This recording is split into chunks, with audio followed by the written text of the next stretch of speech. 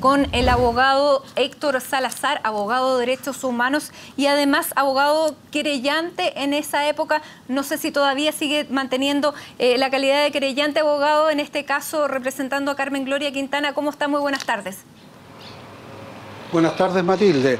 Mire, ayer me llamó por teléfono de Canadá Carmen Gloria y me pidió también que la representara en el actual proceso que llega el ministro Carroza, para lo cual ella viaja el lunes o martes a Santiago para presentar la querella respectiva también. Perfecto, entonces sigue como querellante, abogado, y en ese sentido le quiero preguntar de esto, ¿qué le parece el procesamiento de estos 6 como, digamos, autores y un séptimo como cómplice en este caso y en qué se va a basar la querella que van a presentar? Mire, me parece que era lo esperable la encargatoria de reo, pues existen muchos antecedentes ya de la época de la investigación de la justicia militar para hacer ese tipo de imputación a nivel de encargatoria de reo como homicidio y lesiones graves, homicidio en el caso de Rodrigo Rojas y lesiones gravísimas en el caso de Carmen Gloria Quintana. Por lo tanto, creo que la decisión adoptada es la correcta, viene con pocos años de retraso, pero más vale tarde que nunca. Fueron 29 años de retraso, abogado, y en ese sentido le quiero preguntar a qué atribuye usted efectivamente que haya habido estos años de retraso. Hoy día, Verónica de Negri, la mamá de Rodrigo, dijo que Ricardo Lagos, Sebastián Piñera y José Miguel Insulza estaban vinculados al encubrimiento, a proteger a criminales. ¿Usted comparte estas declaraciones? No, no las comparto en absoluto. ¿A qué atribuye entonces que hayan pasado 29 años y que sea hoy que se esté procesando a estas 7 personas? A una política de encubrimiento institucional del ejército. ¿No tuvieron nada que ver los gobiernos en ese entonces? Lo que pasa es que los gobiernos civiles posteriores a la dictadura se vieron enfrentados a un proceso de transición que hoy día podemos mirar desde el contexto actual, en donde tuvieron que hacer una suerte de equilibrio para mantener, digamos, las posibilidades de profundización del proceso democrático frente a un poder militar que tenía bastante fuerza y poder, y eso lo pudimos ir constatando en el curso de la transición. Ahora bien, indudablemente que también nos hubiese gustado que hubiera habido mayor decisión de los gobiernos civiles, pero ahí indudablemente que el juicio es político de cuánto de prudencia o cuánto de temor hubo en cada caso de los gobiernos de la transición. En ese sentido, ¿cobra verosimilidad las palabras de Carmen Gloria Quintana, quien apunta al exministro Enrique Correa de decir que solamente se iba a hacer justicia en 3 casos emblemáticos y que este no era uno de ellos? Mire, respecto a ese tema que es coyuntural, ¿no? Yo hablé con Carmen Gloria porque yo no recuerdo haber participado en una reunión de esa naturaleza, como ella nombró en su momento, pero ella me reafirmó que Enrique Correa en algún momento le planteó eso que ella apareció señalando hace poco respecto de la posición de Enrique Correa respecto al tema. Por lo tanto, ella reafirma el hecho, me lo reafirmó personalmente. Yo por lo menos no participé o no recuerdo haber participado en una reunión de esa naturaleza. Bueno, hoy la madre de Rodrigo Rojas ha hecho también otra salvedad, porque ella dice que la presidenta Michelle Bachelet ayudó mucho tanto a Rodrigo como a Carmen Gloria en esa época en la posta central como médico. Y apelando a ese recuerdo, hoy como presidenta le pide varias cosas. Una de ellas le pide es cerrar Punta Peuco y, entre otras, también degradar a los militares que estén vinculados a violaciones a los derechos humanos. ¿Usted cree que en el aspecto político es posible pedirle esto a este gobierno y que se marque una diferencia?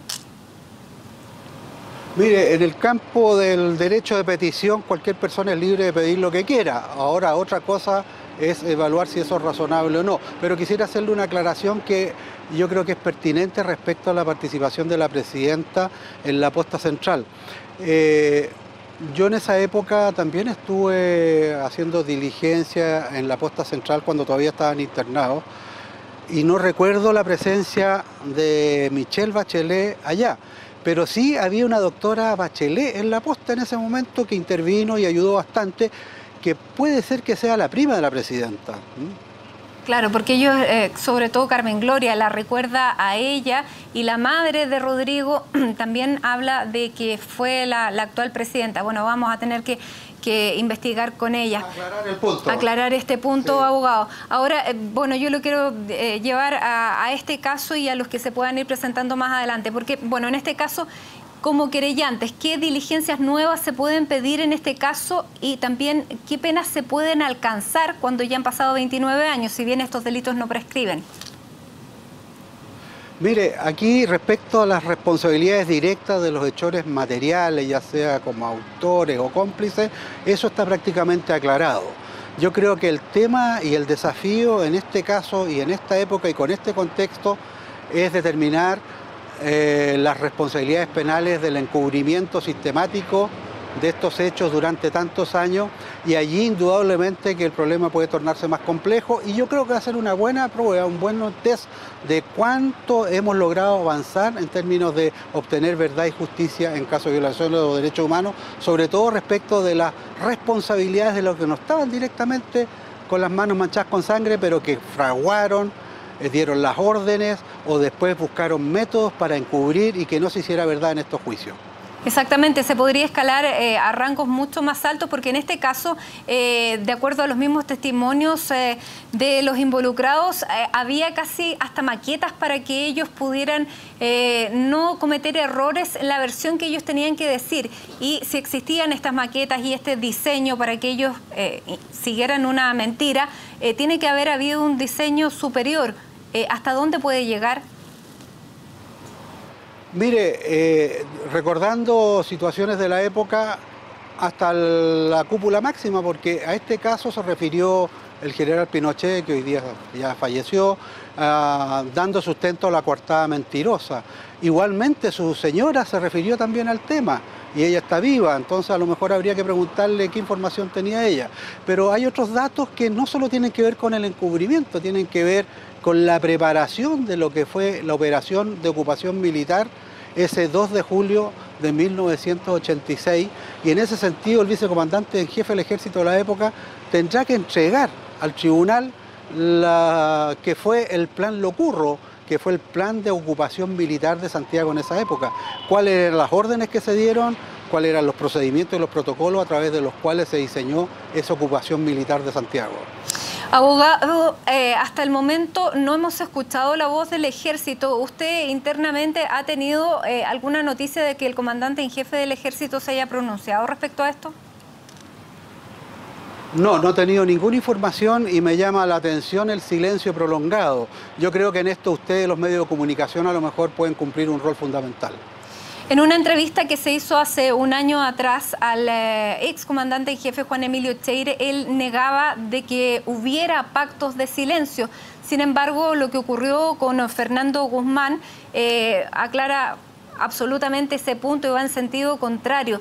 ¿Qué llamaría usted a los actuales y a los ex comandantes en jefe para permitir que estas situaciones puedan seguir produciéndose? ¿O esto es un hecho absolutamente aislado, inusual y excepcional que una persona haya roto este pacto? Bueno, en primer lugar, respecto al pacto de silencio, yo estoy de acuerdo con el general Echeire. No hay pacto, porque el pacto supone un acuerdo de voluntades de un grupo que consiente en guardar silencio. Aquí se impuso un silencio a los conscriptos, a tal punto que cuando debían ser licenciados fueron contratados como funcionarios del ejército para seguir manteniendo control sobre ellos. Por lo tanto, yo creo que lo que hubo fue una política institucional de encubrimiento coactiva y de presión sobre cualquiera del uniformado que pudiera señalar algo o aportar alguna información en una investigación de esta naturaleza. En ese sentido, el concepto pacto de silencio no me calza ni me funciona mucho. Sí creo que hubo una política institucional de encubrimiento, y esa fue impuesta, y esto hay que tenerlo presente, que operó en un órgano jerarquizado, con mando y con jerarquía, en donde las órdenes se imparten y se tienen que cumplir. Abogado, en este caso es Fernando Guzmán quien abre la posibilidad de reabrir esta causa, quien da nombres, quien da detalles, quien finalmente habla después de estos 29 años. Él era un conscripto en esa época, él estaba a cargo de la radio de este furgón militar y fue el que habló. Él hoy día arriesga penas también como encubridor. ¿Qué posibilidad hay, a su juicio, en términos legales, de que se dé algún incentivo para que otras personas como Fernando Guzmán, que tienen este rango y que saben que si delatan o que dan información van a tener los últimos 20 años de su vida en la cárcel? ¿Hay algún sistema o alguna salida como para incentivar a que se rompan estos llamados pactos de silencio, que usted dice que no son pactos, pero que se entregue esta información? Mire, yo creo que lo primero que hay que afirmar categóricamente que aquí no va a haber impunidad.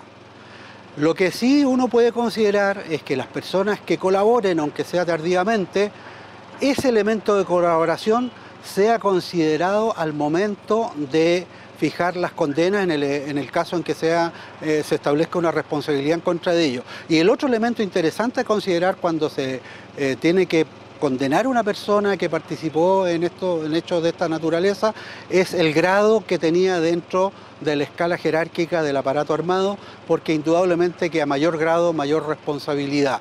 Pero impunidad yo creo que es poco sano. Ahora quiero hacerle una mención, este no es un caso único. Hay muchos casos de estos que se han producido en las investigaciones que están llevando los ministros especiales, con dedicación exclusiva. Lo que pasa es que por ser este un caso que tuvo la relevancia que tuvo y el impacto nacional e internacional que provocó, el asunto suena más resonante. Pero quiero afirmarle que muchos miembros y efectivos de las Fuerzas Armadas ya en retiro, en estado de edad avanzada, han concurrido a las citaciones judiciales y han entregado la información. Perfecto. Abogado Héctor Salazar, nuevamente querellante en este caso, le queremos agradecer su tiempo y este contacto con CNN Chile. Muy buenas tardes. Buenas tardes, Matilde.